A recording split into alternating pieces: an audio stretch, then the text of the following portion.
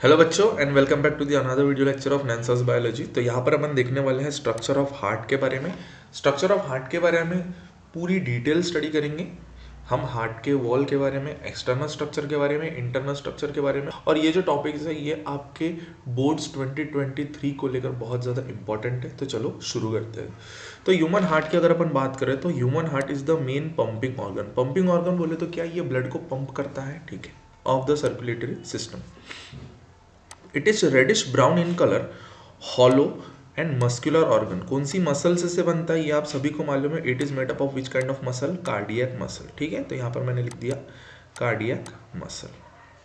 उसके बाद रफली the size of one's fist, मतलब एक बंद मुट्ठी जितना बड़ा होता है। The average weight is about 300 grams in male and 250 grams in female. It is conical in shape and lie in the mediastinum. Mediastinum बोले तो क्या होता है, जो दो लंग्स के बीच में जो स्पेस होती है बेटा, ये कुछ इस तरीके से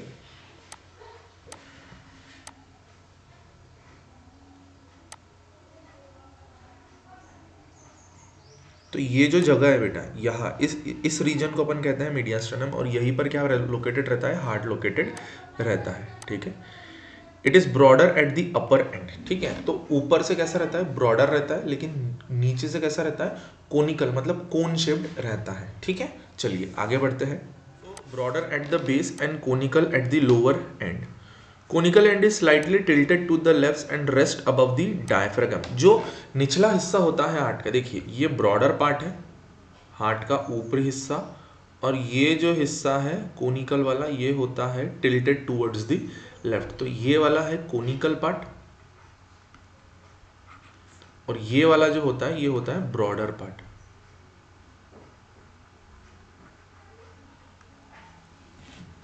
उसके बाद heart is enclosed in a membranous sac called as a pericardium. जो ह्यूमन हार्ट रहता है बेटा, वो एक सैक के अंदर में बंद रहता है, और उस सैक को अपन क्या कहते हैं, पेरिकार्डियम। मतलब जो हमारा हार्ट होता है, let me show you it with other colour, वो एक मेम्ब्रेन के अंदर में बंद होता है, कुछ इस तरीके से एनक्लोज्ड रहता है, और उस मेम्ब्रेन को अपन क्या कहते हैं, पेरिकार्डियम। तो ये चीज़ को ध्यान में रखना, इस मेम्ब्रेन को हमने क्या कहा, पेरिकार्डियम। तो ये चीज़ को ध्यान में रखिएगा, पेरिकार्डियम। उसके बाद pericardium is formed of two main layers.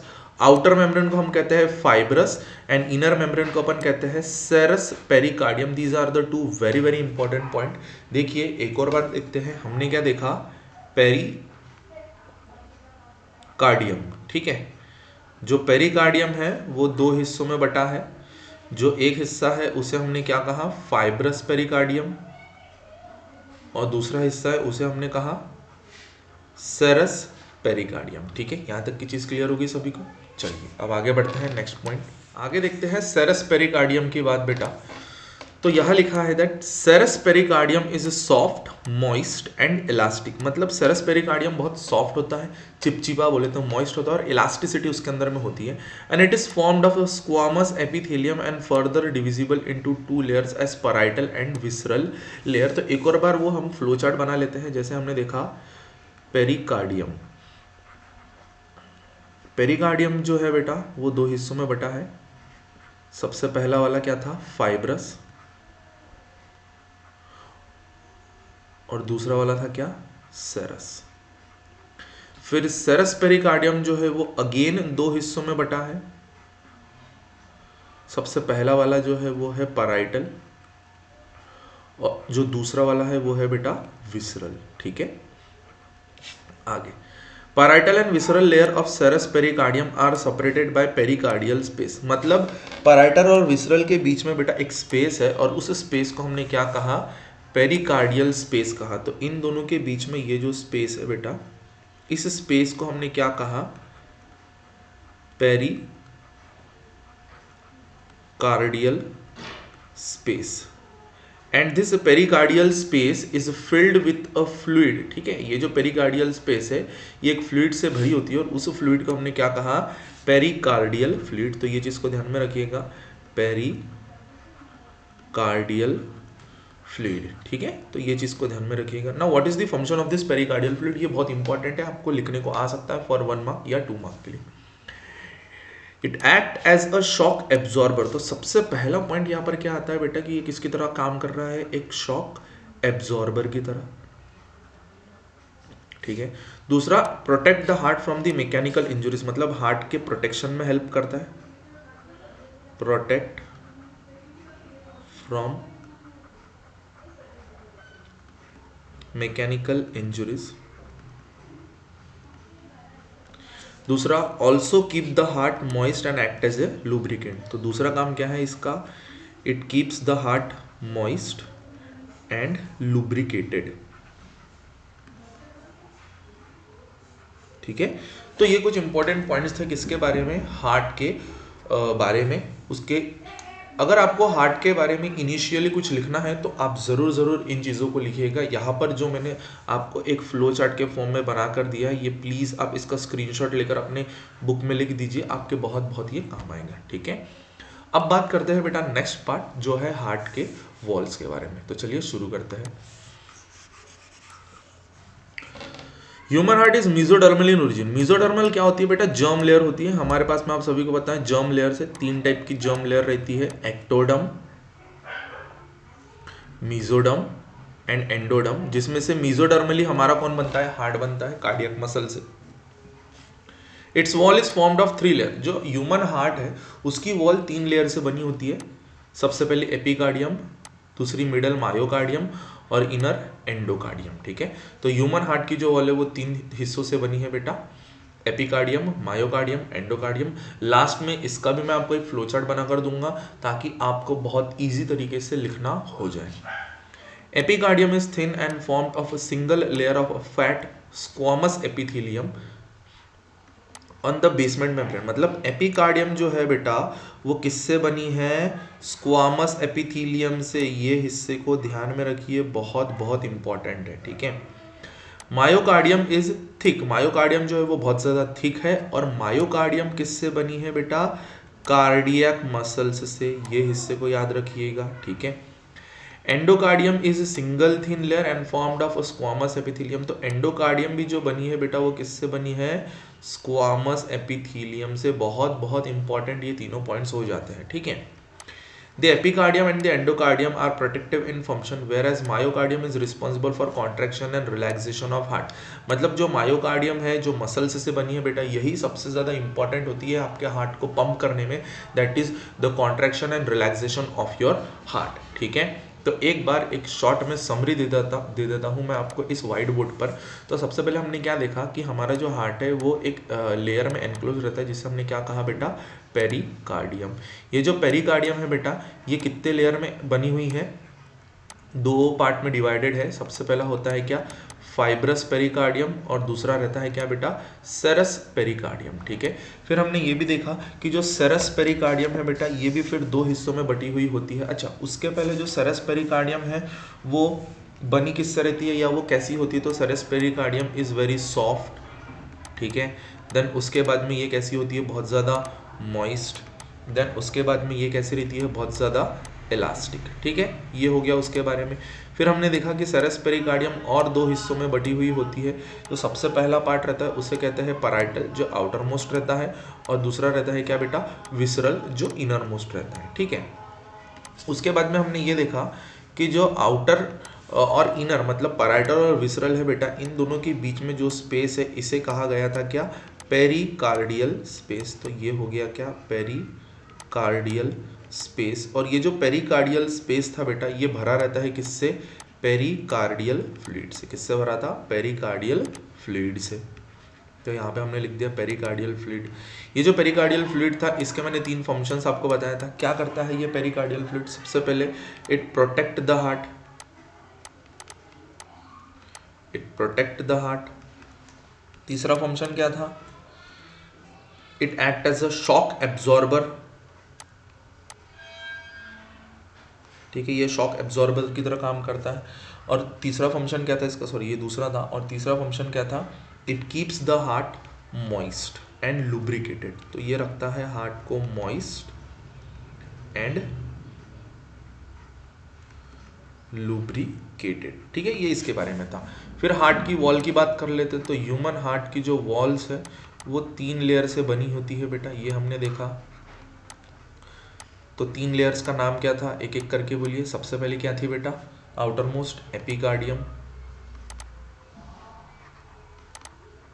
फिर middle myocardium and inner endocardium. Epicardium जो है बेटा ये कैसी रहती है, बहुत ज़्यादा थिन और बनी होती है किससे, स्क्वामस एपिथेलियम से।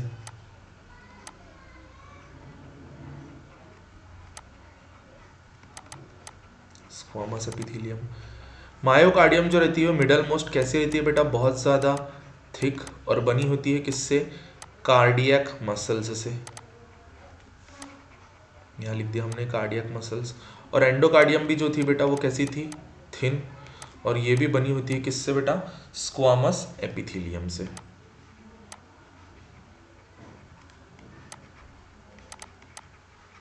यहाँ लिख दिया हमने स्क्वामस एपिथेलियम। अब ये जानते हैं कि एपिकार्डियम और मायोकार्डियम का फंक्शन क्या था। तो एपिकार्डियम और मायोकार्डियम का फंक्शन एक ही था बेटा, वो क्या था, दे प्रोटेक्ट द हार्ट। ठीक है, एपिकार्डियम और मायोकार्डियम जो है ये हार्ट को प्रोटेक्ट करने का काम करते। तो प्रोटेक्टिव इन फंक्शन, ठीक है। और जो कार्डियक मसल्स है इनका काम बहुत इंपॉर्टेंट होता है।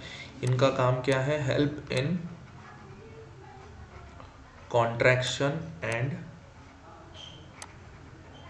Relaxation of heart. तो ये कुछ इंपॉर्टेंट चीज़ें मैंने यहाँ पर लिख दी है, आप इसकी एक स्क्रीनशॉट ले लीजिए और इसी फ्लो चार्ट की मदद से आप अपने आंसर को सेंटेंस बनाकर लिख सकते हो। तो ये था किसके बारे में बेटा, ह्यूमन हार्ट के बारे में, इनिशियल इंट्रोडक्टरी पार्ट्स। ओके, तो चलिए बेटा आप शुरू करते हैं next part, that is external structure of heart. External structure of heart में आपको क्या दिखाई दे रहा है, ह्यूमन हार्ट इज 4 चेम्बर। सबसे पहले तो जो हमारा हार्ट होता है बेटा वो 4 चेम्बर्स का होता है। ठीक है, तो यहाँ पर देखिए मैंने एक डायग्राम बना कर रखा है। ये जो होता है इसे कहते हैं राइट ऑरिकल, जो इसके नीचे होता है इसे कहते हैं राइट वेंट्रिकल। ठीक है, यहाँ पर होता है लेफ्ट ऑरिकल और यहाँ होता है लेफ्ट वेंट्रिकल। ठीक है, चलिए आगे बढ़ते हैं। The 2 superior chambers are called atria या auricles and the inferior 2 are called as the ventricles. ठीक है, उसके बाद externally the atria are separated from the ventricle by a transverse groove called as the coronary sulcus or atrioventricular groove। अभी ये coronary sulcus या atrioventricular groove क्या होता है, आप यहाँ पर देखिए तो आपको ये टेक्स्ट बुक के डायग्राम में coronary sulcus दिखाई दे रहा होगा। ये जो है बेटा इसको कहा गया है coronary sulcus। मैं उसको दूसरे कलर से करता हूँ, यहाँ पर देखिए ये जो है इस पार्ट को कोरोनरी सल्कस कहा गया है। ये क्या करता है, यहाँ जो ऑरिकल है, इधर साइड जो ऑरिकल है और यहाँ जो वेंट्रिकल है, इन दोनों को सेपरेट करके रखने का काम ये कोरोनरी सल्कस कहता है। इस कोरोनरी सल्कस का दूसरा नाम होता है बेटा एट्रियोवेंट्रिकुलर ग्रूव। ठीक है, चलिए आगे बढ़ते हैं। The 2 ventricles are externally separated from each other by the 2 grooves, the anterior and the posterior interventricular sulcus, या उस सल्कस का दूसरा नाम भी होता है इंटरवेंट्रिकुलर सेप्टम। ठीक है, तो यहाँ पर वो सल्कस या सेप्टम में आपको दिखा देता हूँ। ये जो यहाँ पर बना हुआ है बेटा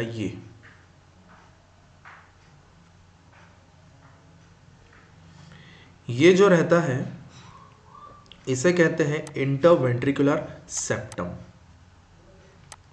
इंटरवेंट्रिकुलर सेप्टम। और यही सेप्टम या सल्कस क्या करता है, राइट वेंट्रिकल और लेफ्ट वेंट्रिकल को सेपरेट करके रखने का काम करता है। ठीक है, चलिए आगे बढ़ते हैं। Coronary artery and coronary veins runs through this sulci. Pulmonary trunk arise from the right ventricle and aorta from the left ventricle. अभी देखिए ये यहाँ राइट वेंट्रिकल है, इसी राइट वेंट्रिकल से ये जो चीज़ है बेटा ये वाली चीज़ ये अराइज हो रही है और इसे ही कहा जाता है क्या, पल्मोनरी ट्रंक। ठीक है, ये ध्यान में रखिएगा, इसको कहा जाता है पल्मोनरी ट्रंक या इसको आर्टरी भी कहा जाता है, पल्मोनरी आर्टरी। ठीक है, उसके बाद जो नेक्स्ट पार्ट है वो है क्या, देखिए इधर पे aorta from the left ventricle, मतलब ये जो लेफ्ट वेंट्रिकल है यहाँ से जो चीज़ अराइज हो रही है वो ये है और इसे कहा गया है क्या बेटा, एओर्टा। ठीक है, तो ध्यान में रखना। Next, are present on the anterior surface of the heart. The pulmonary trunk bifurcates. Bifurcates का मतलब क्या होता है बेटा, डिवाइड होना। ठीक है, अगर आप डायग्राम की तरफ में देखो जो मैंने ड्रॉ करके रखा है, तो आप देखो यहाँ पर ये पल्मोनरी ट्रंक इधर से अराइज हुई, यहाँ से अराइज होने के बाद में ये डिवाइड होगी इधर पे और एक इधर पे, मतलब ये बन गई राइट पल्मोनरी ट्रंक, ये बन गई लेफ्ट पल्मोनरी ट्रंक। ठीक है, चलिए आगे बढ़ते हैं। Aorta is divisible into three regions as ascending aorta, systemic aorta, aortic arches and descending aorta. Aorta भी जो रहता है वो तीन हिस्सों में बट जाता है। सबसे पहला ascending aorta, फिर aortic arches and then descending aorta. Ligamentum arteriosum joins pulmonary trunk and aortic arches. जो ligamentum arteriosum रहता है, देखिए मैं यहाँ पर डायग्राम में ड्रॉ कर देता हूँ। यहाँ एओर्टा और पल्मोनरी ट्रंक को जोड़ कर रखने वाला एक लिगामेंट रहता है जो आपके अंदर में एम्ब्रियोनिक कंडीशन में प्रेजेंट रहता था, मतलब अभी भी है, और उसे कहते हैं लिगामेंटम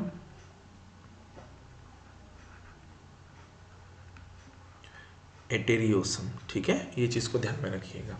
ये देखिए यहाँ पर भी ड्रॉ किया गया है, ये रहा लिगामेंटम एटेरियोसम। चलिए आगे बढ़ते हैं। नेक्स्ट,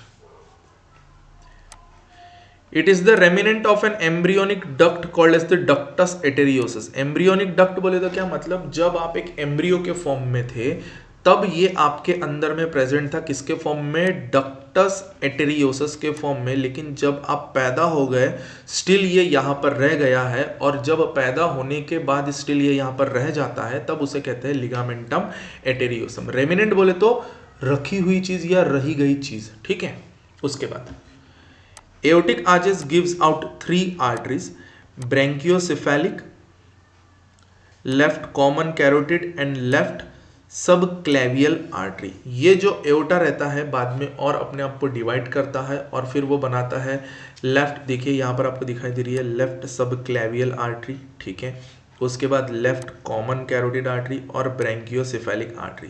बोलने का मतलब ये है कि ये जो है ये आपके लेफ्ट पार्ट के बॉडी में चले जाती है, ये ब्रैंकियोसेफेलिक आर्टरी आपके बॉडी के राइट साइड में चली जाती है, और कॉमन कैरोटिड आर्टरी आपके ब्रेन के तरफ में जाती है। अगर आप अपने गले के पास में हाथ लगा कर देखो तो आपको कुछ बीट्स फील होते हैं, वो कैरोटिड आर्टरी के पल्सेस होते हैं, वही ये चीज़ होती है। ठीक है, और ये जाता है लेफ्ट के तरफ, ये वाला हिस्सा जाता है राइट के तरफ। ठीक है, उसके बाद the right atrium receives superior and inferior vena cava. अभी यहाँ पर बेटा देखो ये जो चीज़ बनी हुई है मेरे डायग्राम में, ये होती है बेटा सुपीरियर वेना कावा, और ये जो बना हुआ है यहाँ पर इसे कहते हैं इंफीरियर वेना कावा। ठीक है, चलिए आगे बढ़ते हैं।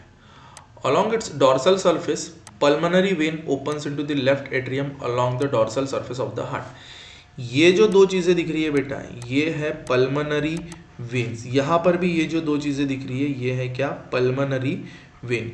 ये दोनों के दोनों मतलब ये टोटल चार हो गए, इन चारों की जो ओपनिंग होती है बेटा वो यहाँ पर होती है लेफ्ट ऑरिकल के अंदर में, मतलब right pulmonary vein and left pulmonary vein दोनों के दोनों कहाँ पे ओपन होते हैं, लेफ्ट ऑरिकल के अंदर। ठीक है, तो ये था क्या बेटा, about the structure of external structure of heart. ठीक है, अभी हम नेक्स्ट देखते हैं जो रहेगा इंटरनल स्ट्रक्चर ऑफ हार्ट। ठीक है, तो चलिए शुरू करते हैं।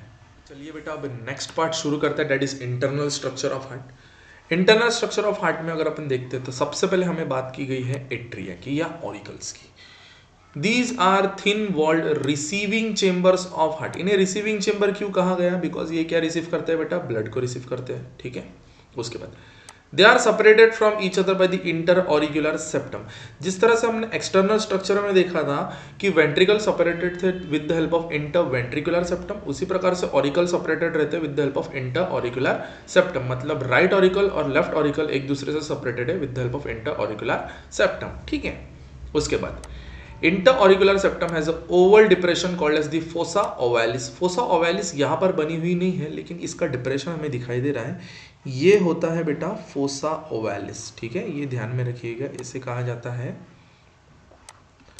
फोसा ओवैलिस। ठीक है, चलिए आगे बढ़ते हैं। It is the remnant of the embryonic aperture called as the foramen ovalis. जिस तरह से हमने इसके पहले देखा था एक्सटर्नल स्ट्रक्चर में कि जो लिगामेंटम एटेरियोसम था, it was the remnant of ductus arteriosus. ठीक है, it was the remnant of ductus arteriosus. उसी प्रकार से फोसा ओवैलिस जो है वो एक बच्चे के अंदर में होता है जब वो पैदा हो जाता है, लेकिन जब वो एम्ब्रियोनिक कंडीशन में रहता है तो इसी फोसा ओवैलिस को फोरामेन ओवैलिस बोला जाता है। ठीक है, उसके बाद next superior vena cava, inferior vena cava and coronary sinus opens into the right atrium. मतलब कि ये जो है सुपीरियर वेना कावा, उसके बाद ये इंफीरियर वेना कावा, एंड यहाँ पर जो प्रेजेंट होती है, जो हमने लास्ट टाइम पढ़ा था, जिसे हमने क्या नाम दिया था बेटा, एट्रियो वेंट्रिकुलर ग्रूव या कोरोनरी सल्कस, जो हमने एक्सटर्नल स्ट्रक्चर में देखा था, वो जो यहाँ पर प्रेजेंट रहता है। ठीक है, ये तीनों के तीनों, ठीक है, यहाँ पर जो प्रेजेंट था इसका नाम मैं लिख देता हूं कोरोनरी सल्कस। ठीक है, तो ये सुपीरियर वेना कावा, ये कोरोनरी सल्कस और इंफीरियर वेना कावा, ये तीनों के तीनों कहाँ ओपन होते हैं, इस राइट ऑरिकल के अंदर में या एट्रियम के अंदर में ओपन होते हैं। ठीक है, उसके बाद the opening of the post caval. Post caval का मतलब क्या होता है बेटा, इंफीरियर वेना कावा। ध्यान में रखिएगा, बहुत इंपॉर्टेंट चीज है, मैं यहाँ पर नाम लिख देता हूँ अलग से। ठीक है, तो यहाँ हमने सुपीरियर वेना कावा को कहा जाता है बेटा प्री कैवल। ठीक है, क्या कहा गया, प्री कैवल। और इंफीरियर वेना कावा को क्या कहा गया, पोस्ट कैवल। ठीक है, तो ये है पोस्ट कैवल। ठीक है, तो जो इंफीरियर वेना कावा होता है, इसकी जो ओपनिंग होती है बेटा, उसे कौन सा वेल्व गार्ड करता है। गार्ड मतलब कंट्रोल करके रखता है उसकी ओपनिंग को, कि उससे कोई चीज बाहर जाएगी या अंदर आएगी। तो उस वेल्व का नाम क्या होता है, यूस्टेशियन वेल्व। वेल्व मतलब क्या, एक ढक्कन नुमा चीज, एक दरवाजा है, जो अगर खुलेगा तो वो चीज जाएगी, अगर वो बंद रहेगा तो वो चीज नहीं जाएगी। तो जो पोस्ट कैवल या इंफीरियर वेना कावा है, यहाँ पर इसके पास में एक जो वेल्व होता है, उस वेल्व को हम क्या कहते हैं बेटा, इसे कहते हैं यूस्टेशियन वेल्व। Eustachian valve. ठीक है, उसके बाद नेक्स्ट है while thebesian valve guards the opening of coronary sinus. यहां पर जो हमने जब भी देखा था कोरोनरी साइनस, में उसे फिर से बना देता हूं, इसको थोड़ा अच्छे से रब कर देता हूं, एंड देन यहां पर है हमारा कोरोनरी साइनस, ये कुछ इस तरीके से।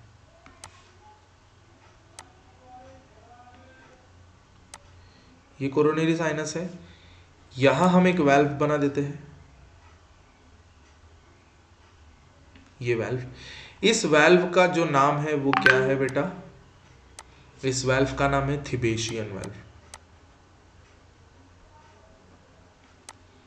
ठीक है, सो हमने क्या देखा, इंफीरियर वेना कावा की जो ओपनिंग है उसे गार्ड करने वाला यूस्टेशियन वेल्व, कोरोनरी साइनस की ओपनिंग को गार्ड करने वाला थिबेशियन वेल्व। ठीक है, into the right atrium. 4 pulmonary veins open into the left atrium. These openings are without the valve. ये जो दिख रही है आपको, ये 1 2 3 और 4, ये चारों की चारों जो है ये क्या है, पल्मोनरी वेन। और ये चारों की चारों कहाँ ओपन है, तो मैंने एक्सटर्नल स्ट्रक्चर में आपको बताया था, चारों की चारों ओपन होती है बेटा कहाँ, इस लेफ्ट एट्रियम के अंदर में। और यहाँ पर कोई भी वेल्व या ढक्कन नुमा चीज या दरवाजे जैसी चीज नहीं होती है जो उनके फ्लो को कंट्रोल करे। ठीक है, चलिए आगे बढ़ते हैं। Both the atria open into the ventricle of their respective side by atrioventricular aperture. इस atrioventricular aperture को अब क्या कहते हैं, चलिए देखते हैं। Let me erase it.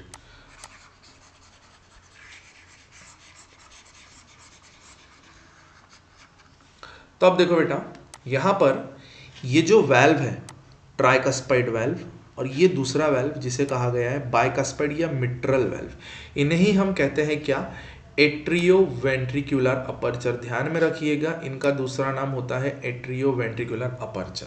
अब ये क्या करते हैं, ये जो ऑरिकल है और ये जो वेंट्रिकल है, इस ऑरिकल से अगर कोई भी चीज इस वेंट्रिकल में जाएगी तो वो वापस रिटर्न इस ऑरिकल में आ सकती है, लेकिन ऐसा नहीं होना चाहिए, इसीलिए यहां पर ये वेल्व्स प्रेजेंट रहते हैं। ये वेल्व क्या करते हैं मैं आपको समझाता हूं। देखिए ये वाल्व कुछ इस तरीके से होते हैं, यहाँ एक वाल्व होता है और यहाँ एक वाल्व होता है, ठीक है। इसको ट्राइकस्पाइड इसलिए बोलते हैं क्योंकि इसमें 3 कस्प दिखाई देते हैं, इसलिए इसको ट्राइकस्पाइड बोलते हैं। और इसको बाइकस्पाइड इसलिए बोलते हैं क्योंकि इसमें 2 ही कस्प होते हैं, इसलिए इसके बाइकस्पाइड कहते हैं, ठीक है। अब जब इस राइट एट्रियम के अंदर में अगर कोई ब्लड है बेटा, यहाँ पर अगर समझ लीजिए कोई ब्लड है और उस ब्लड को ऑफकोर्स राइट वेंट्रिकल के अंदर में आना है, तो उसके लिए क्या करना पड़ेगा, इस वाल्व को ओपन होना पड़ेगा, ठीक है।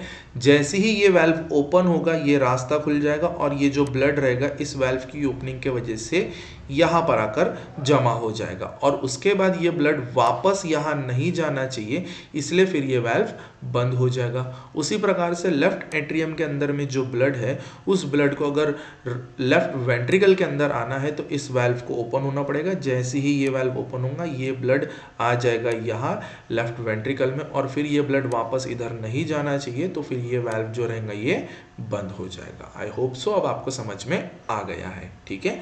चलिए आगे बढ़ते हैं। नेक्स्ट पार्ट, नेक्स्ट क्या है, these openings are guarded by cuspide valve.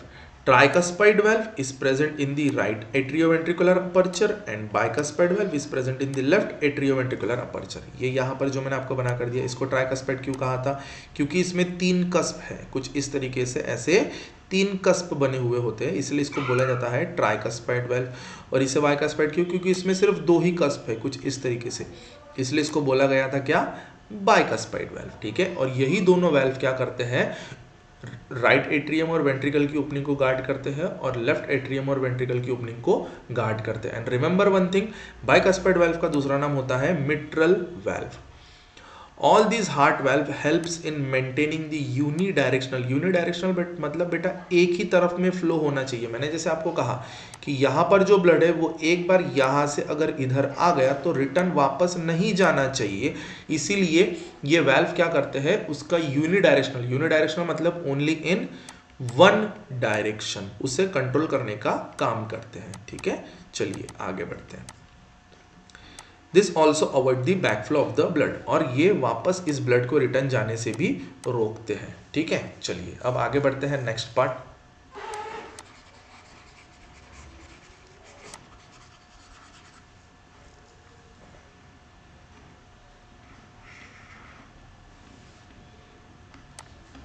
Next है बेटा ventricles.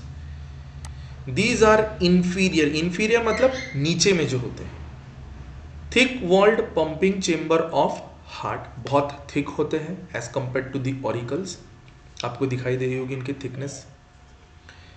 The right and left ventricle are separated by interventricular septum. यहां पर जो दिख रहा है देखिए, ये जो मैंने आपको लास्ट टाइम में एक्सप्लेन किया था, इंटरवेंट्रिकुलर सेप्टम इसे ही कहा जाता है।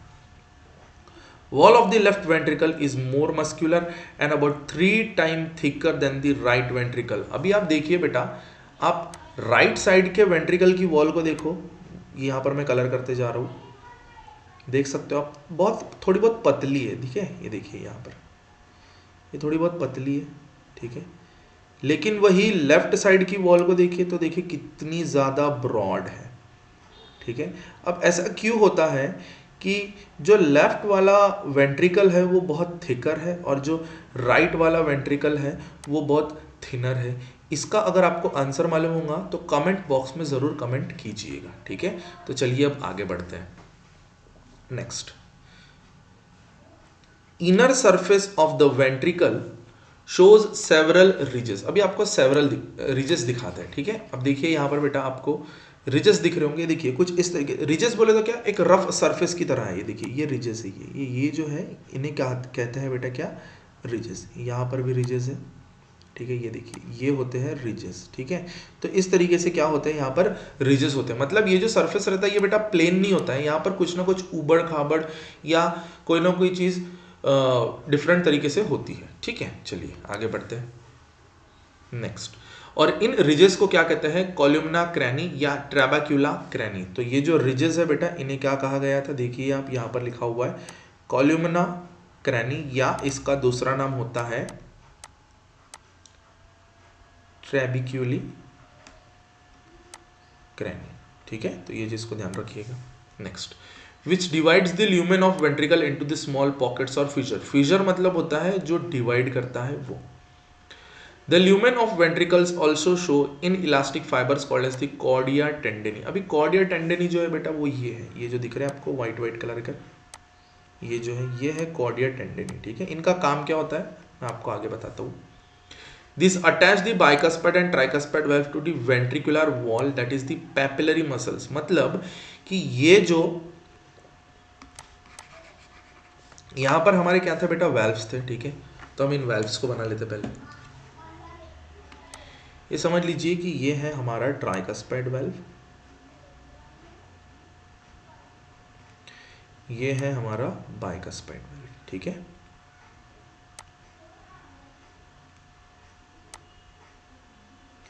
इन वेल्व्स को अटैच्ड रहते हैं ये कॉर्डिया टेंडेनी। ठीक है, ये होते हैं कॉर्डिया टेंडेनीस। ठीक है, एक पतले धागे की तरह दिखाई दे रहे होंगे आपको कुछ इस तरीके से। ठीक है, और ये जो कॉर्डिया टेंडेनी होती है बेटा, ये अटैच्ड रहती है किसको, यहाँ पर प्रेजेंट मसल्स, इन्हें कहते हैं हम पैपिलरी मसल्स। ठीक है, ये मसल्स, तो ये है पैपिलरी मसल्स, ये है पैपिलरी मसल्स। ठीक है, अब ये मसल्स का काम क्या रहता है,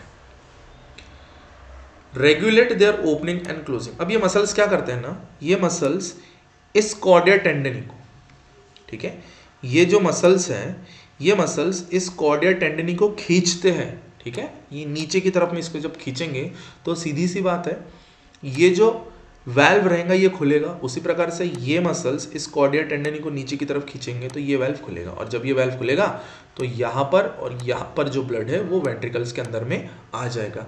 लेकिन एक बार ब्लड जब यहाँ और यहाँ आ गया तो ये पैपिलरी मसल्स रिलैक्स हो जाते हैं, और रिलैक्स होने के बाद में फिर से ये वेल्व जो रहता है ये बंद हो जाता है। एंड आपको मैं बताना चाहूँगा बेटा, due to the closing of tricuspid and bicuspid valve first sound of heart is created, और उस साउंड को हम कहते हैं लब साउंड। मैं यहां पर लिख देता हूं, due to the closing of tricuspid and bicuspid valve lub sound is created. ठीक है, तो ये चीज को ध्यान में रखिएगा। आगे बढ़ते हैं नेक्स्ट। अब आगे बढ़ते हैं next part. The right ventricle opens into the pulmonary aorta. ये मैंने लास्ट टाइम पे बताया था आपको कि जो पल्मोनरी एओर्टा रहता है ये राइट वेंट्रिकल से अराइज होता है, and aorta from the left ventricle, और जो एओर्टा रहता है वो लेफ्ट वेंट्रिकल से अराइज होता है। ठीक है, और पल्मोनरी ट्रंक एंड एओर्टा, बेटा ध्यान में रखिएगा, पल्मोनरी ट्रंक और एओर्टा की जो ओपनिंग रहती है उसको गार्ड करने वाले रहते हैं क्या, ये सेमी लूनार वेल्व। मतलब एक बार अगर वेंट्रिकल्स से ब्लड, ठीक है, यहाँ देखिए, अगर इस वेंट्रिकल से ब्लड जब पंप होगा तो वो जाएगा इस पल्मोनरी ट्रंक के अंदर में, और यहाँ से वो जाएगा इस एओर्टा के अंदर में। इसका वेल्व नहीं दिखाई दे रहा लेकिन आप समझ लीजिएगा। तो यहाँ से जब ब्लड अंदर की तरफ में जाएगा तो इस वेल्व को खुलना पड़ेगा। जैसे ही ये वाला जो वेल्व है जो यहाँ पर आपको दिख रहा है, ये वेल्व जैसे ही खुलेगा ये ब्लड यहाँ चले जाएगा, और फिर ये वेल्व जल्दी से बंद हो जाएगा। जैसे ही ये वेल्व बंद होगा यहाँ पर जो ब्लड है वो रिटर्न वापस नहीं आएगा। तो ये भी क्या करता है, यूनिडायरेक्शनल फ्लो को मेंटेन करके रखता है and prevent the back flow of the blood. तो ये चीज को आप ध्यान में रखिएगा। ठीक है, so these valve prevent the back flow of the blood into the ventricles. And एक और इंपॉर्टेंट चीज मैं बताना चाहूंगा आपको, जिस तरीके से ट्राइकस्पाइड और बाइकस्पाइड वेल्व के क्लोजिंग से लब साउंड क्रिएट होता है, उसी प्रकार से सेमी लूनार वेल्व की क्लोजिंग से, सेमी लूनार वेल्व की क्लोजिंग से नेक्स्ट साउंड अराइज होता है जिसे हम कहते हैं क्या, डब। तो ये चीज को ध्यान में रखना, एक साउंड होता है लब, दूसरा साउंड होता है डब। तो ये था क्या बेटा, about the internal structure of heart.